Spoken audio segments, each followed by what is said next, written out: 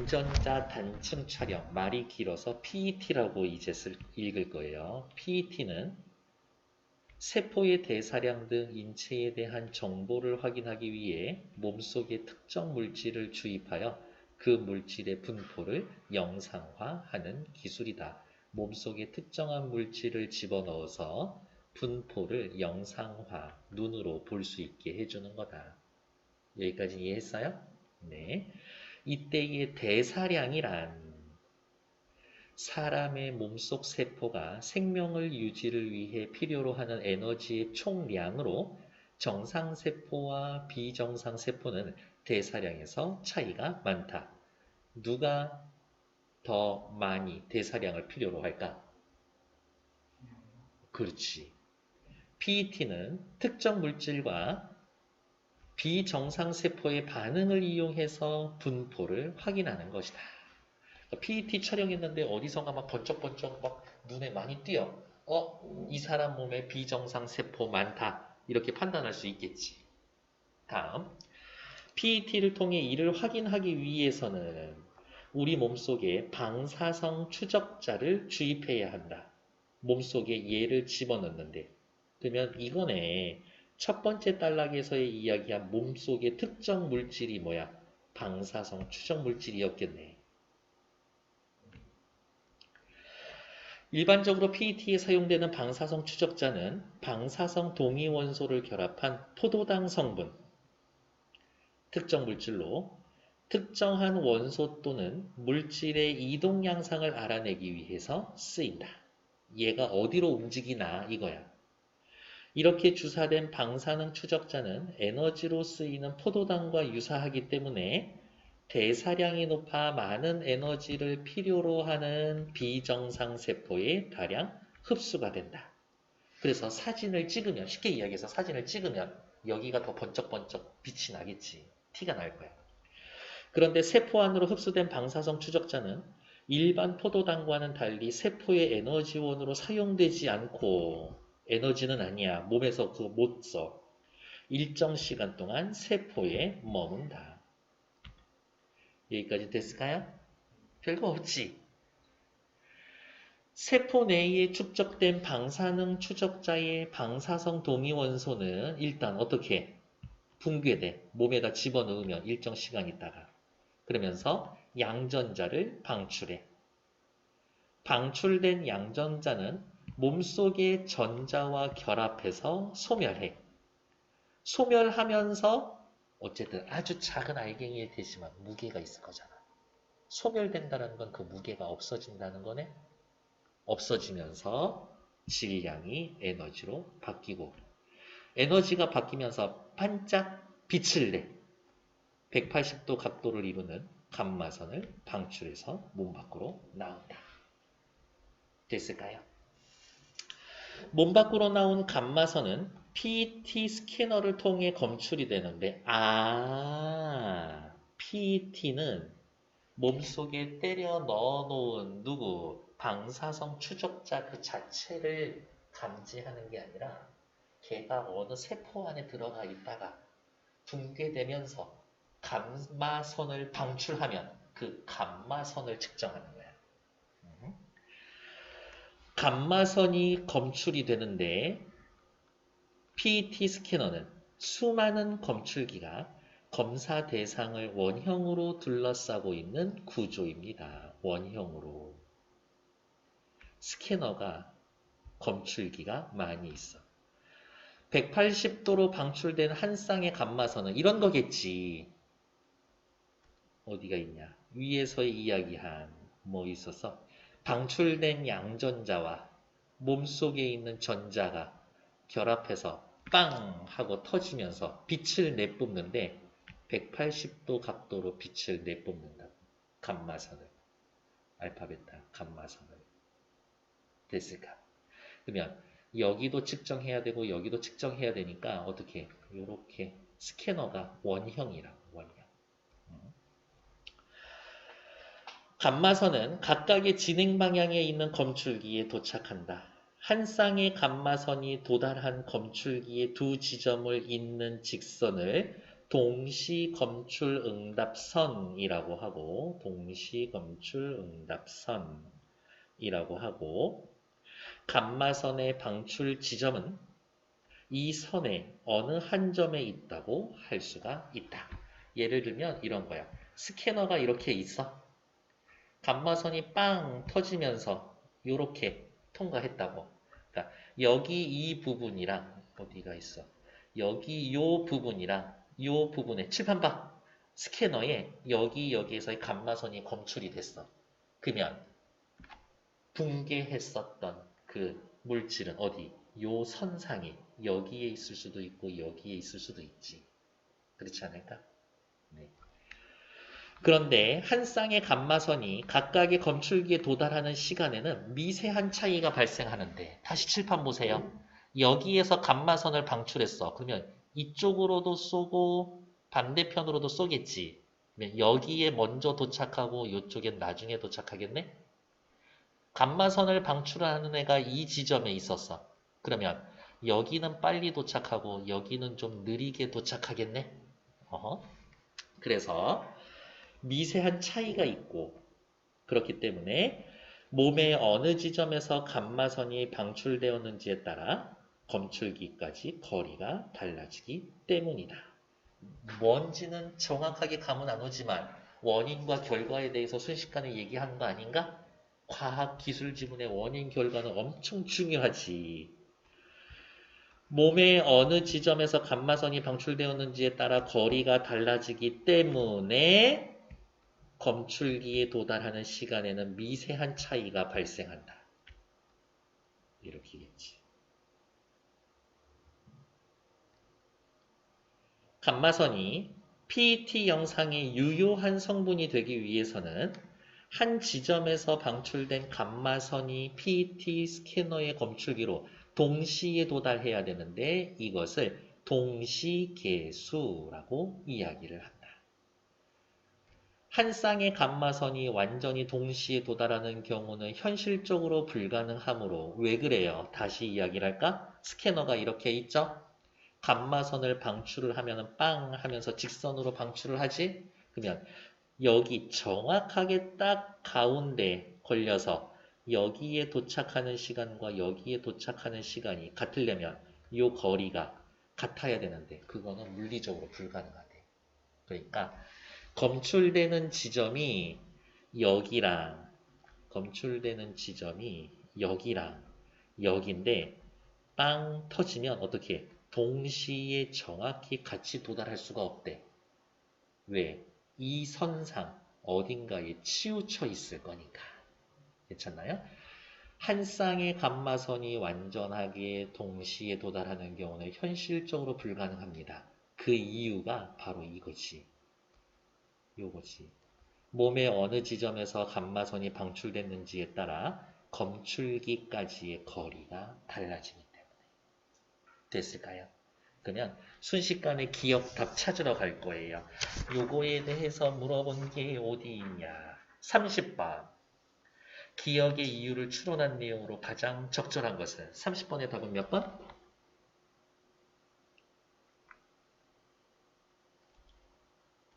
그렇지. 5번. 됐나요? 30번은 그냥 이 말을 외워놓으면 되지. 사실 외울 것도 없어. 우리 지금 다 이해했으니까. 다음. 그런데 어디가 있냐? PET 스캐너는 동시계수로 인정할 수 있는 최대 시간폭인 동시계수 시간폭을 설정하고 동시계수 시간폭 안에 들어온 경우를 유효한 성분으로 간주합니다. 무슨 말이냐? 여기에서의 빵 터지면은 예를 들면 이렇게 합시다. 여기까지 1초 걸리고 여기까지 어떻게 3초 걸렸어. 근데 기계에 세팅을 하는 거야. 지금 이거 시간차 몇 초? 2초. 5초 내에 들어오면 그냥 걔 인정. 이렇게 할 수 있잖아. 그 5초 내에 들어오면 인정할 때의 그 5초가 동시계수 시간폭이라고. 옆에다가 이렇게 써놓을까요? 이 시간 내에 검출이 이 시간 내에 검출되면 오케이. 인정. 이 정도로만 생각하세요. 됐을까?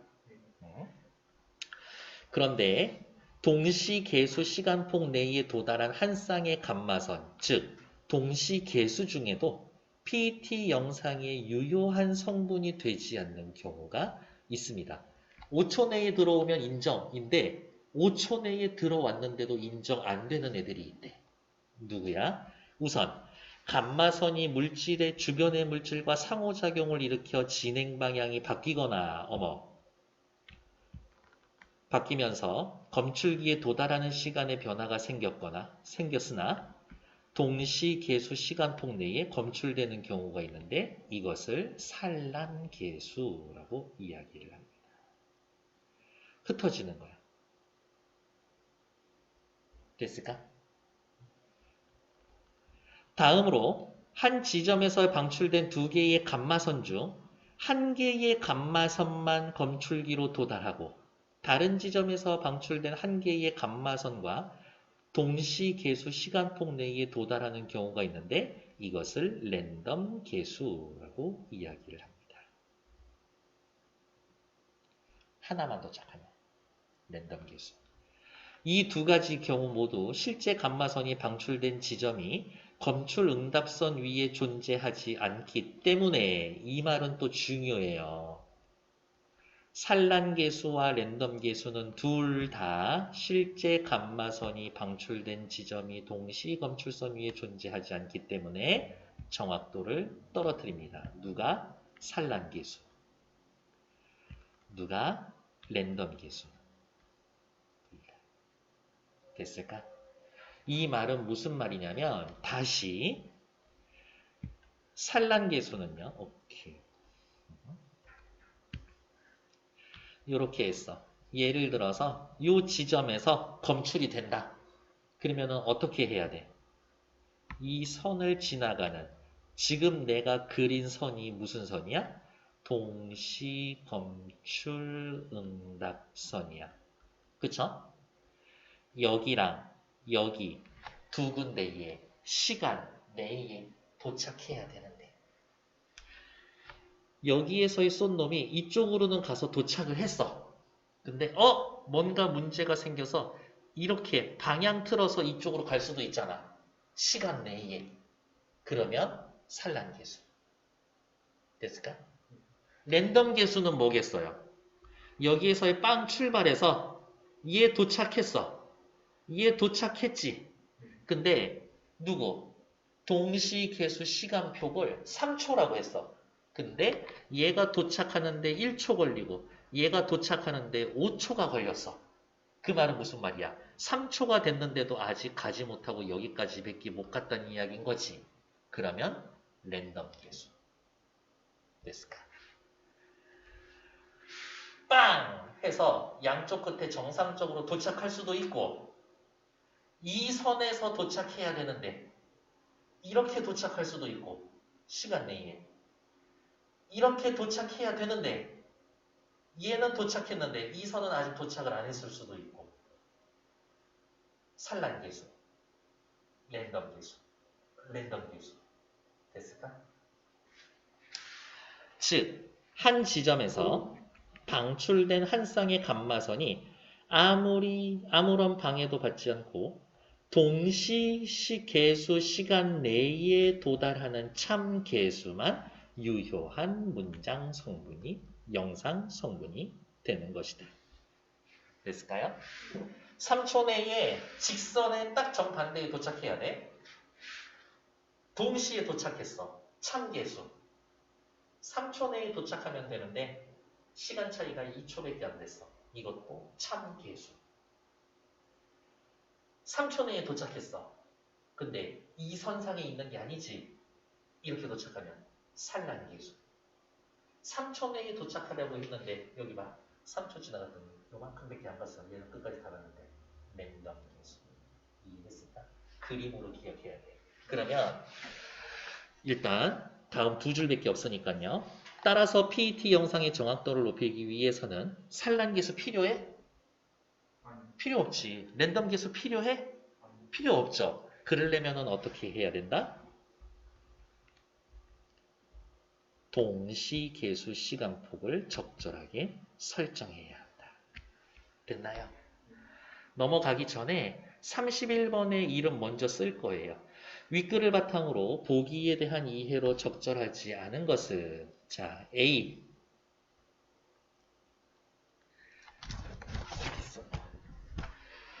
검출기에 도달한 두 감마선의 시간차 5, 70, 뭐 나노세컨드인데요. 그냥 5, 70 그냥 숫자만 봐. A, B, C 모두 동시 시간 계수 시간폭을 12초로 계산을 했어. 그러면 A 인정 안 인정? 일단 시간만으로 따지면 인정. 그치? B도 시간만 따지면 인정. C도 시간만 따지면 인정. PET 스캐너로 감마선을 검출한 경우 이 까만색 네모는 감마선 방출 지점입니다. A 봐. 여기에서의 검출이 방출이 됐는데 빵빵 12초 내로 들어오라 했는데 5초 내로 들어왔어. 어떻게? 직선상에 이 데이터 쓸 수 있어 없어? 쓸 수 있지. 무슨 계수? 참계수. B는 시간 순서대로 왔어. 그래서 이렇게 썼는데 얘가 가다가 방향 틀어서 갔어. 이건 무슨 계수? 산란계수. B 옆에다가 산란계수. C는요. 직선으로 가는데 하나는 도착했는데 하나는 아직 도착을 안 했네? 무슨 계수? 그렇지. 랜덤 계수. 끝났어? 됐을까? 31번 그러면 먼저 풀러갈게요. A의 경우 한 쌍의 감마선이 주변 물질과 상관없이 도달했다면 참계수다. 맞아요? 맞지? 우리 A 참계수라고 했잖아. B. 한 감마선이 진행 방향이 바뀌었어. 동시계수 시간폭 내에는 도달했다. 시간 내에는 도달했다. 맞지?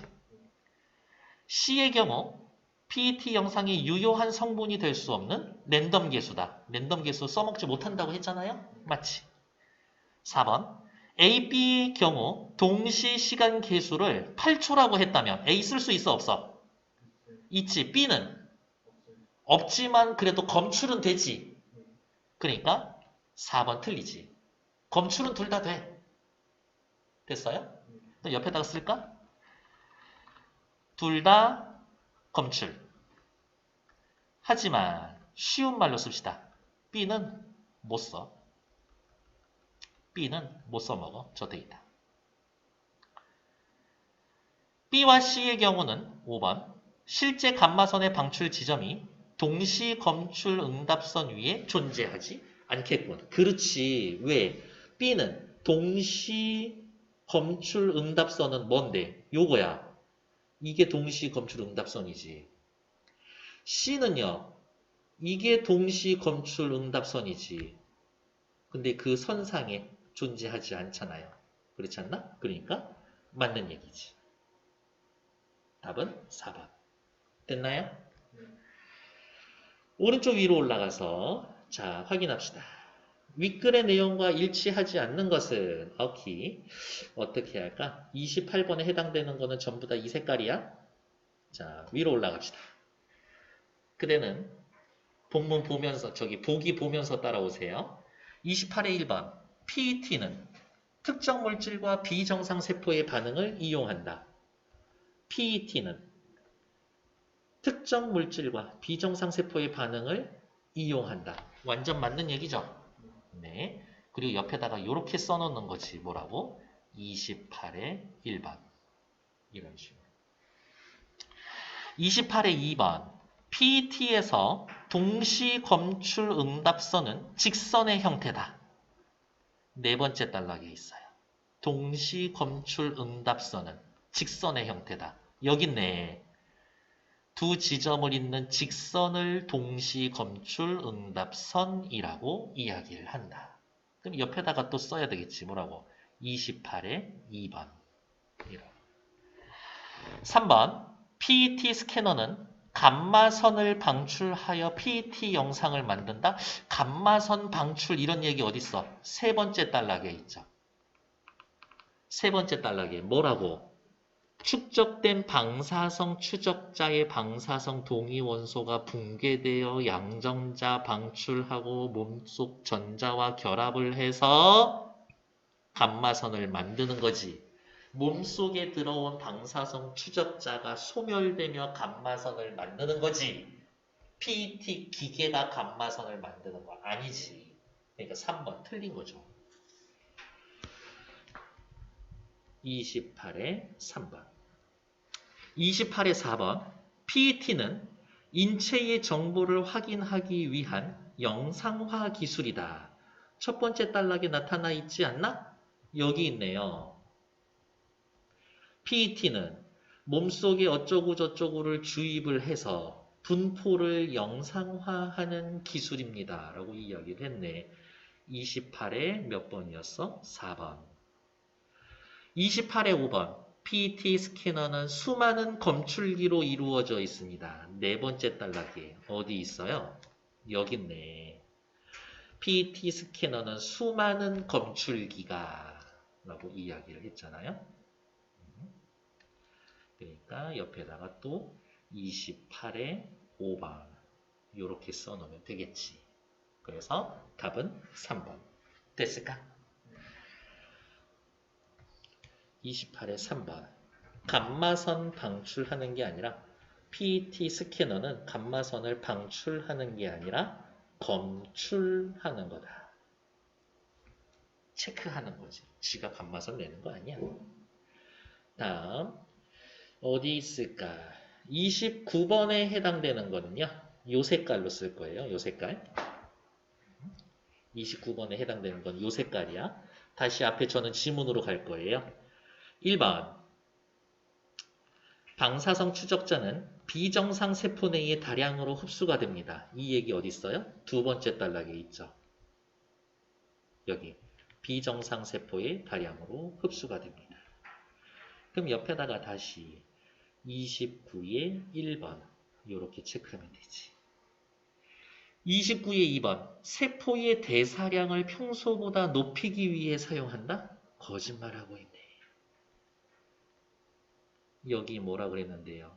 얘는 에너지원으로 사용되지 않고 단순히 머무는 거지. 대사량이 높다, 낮다. 2차원 문제가 아니지. 29번의 답은 2번이 틀렸네요. 29번에 3번. 일반 포도당과 유사하지만 에너지원으로 사용되지 않는다. 어머, 에너지원으로 사용되지 않는다. 대놓고 또 얘기했네? 29번에 3번. 29번에 4번. 특정 물질의 이동 양상을 밝히기 위해 사용되는 화합물이다. 방사성 추적자는 여기 보세요. 뭔가를 확인하기 위해 방사성 추적자 넣는 거지. 뭘 확인하기 위해서? 비정상 세포와 반응해서 이들의 분포를 확인하기 위해서. 그렇지 않나? 그러니까 27에 4번 맞는 얘기지. 27에 5번. 양전자를 방출하여 붕괴되는 방사성 동위원소. 얘 양성자 방출해요? 방출하는데요. 여기 양전자를 방출합니다. 라고 얘기했으니까 29에 5번도 맞는 얘기. 됐을까? 30번 문제 아까 풀었고요. 31번 문제 제일 처음에 풀었고. 제일 처음은 아니지. 32번 어휘 문제니까 답 찾아주세요.